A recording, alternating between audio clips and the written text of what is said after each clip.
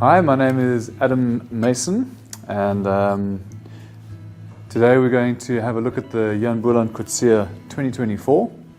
So perfect for this time of year with the onset of winter. Since about 2022, the Jan Boeland Coetzee has been a predominantly Merlot-led blend, and the 2024 is no different. It's got about 46% Merlot, and what makes the 24 slightly different is it's got also got quite a fair whack of Cabernet Franc.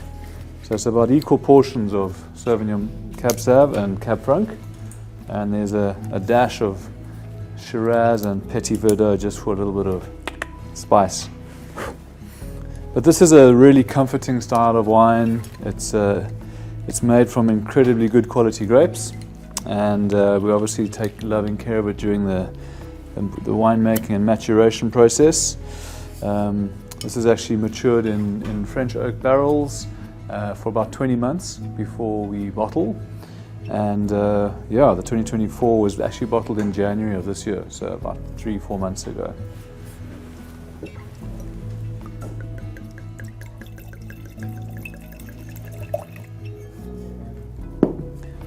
One of the things I think really sets the Jan Boeland Coetzee apart from its peers, apart from the fact that it's just bloody delicious, is the fact that it's really handcrafted and made like a wine that costs twice the price.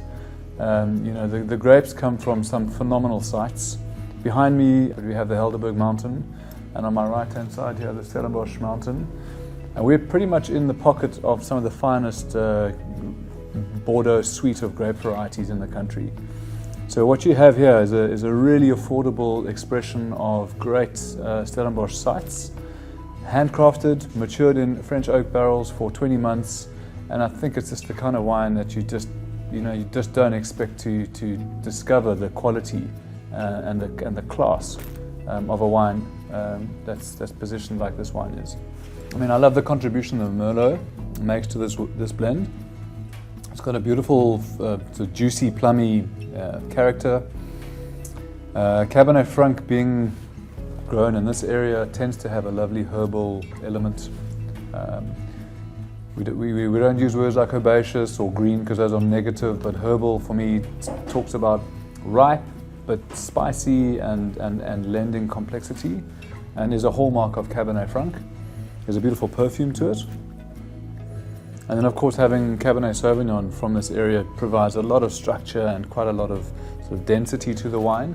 But the Merlot is actually what really is driving this blend. The Merlot provides this wine with its fullness and its weight and the juicy succulence. The Jan Boeland Coetzee was released really as a tribute to Jan Boeland, and for all of the incredible contributions that he made to the South African wine industry at large. But this place, Friesenhof, where I'm sitting right now, we're actually sitting in what was Jan's lounge in the house that he built, and spent most of his working life living in. And Jan was an incredible man. He was a philosopher and a poet and a man of the earth, and a visionary in many ways. Beneath us is a barrel maturation cellar where these wines age.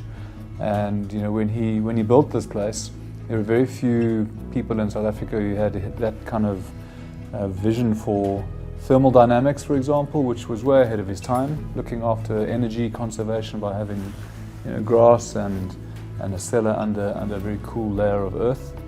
So there are little things like that which make a difference to the way that this wine finally ends up maturing.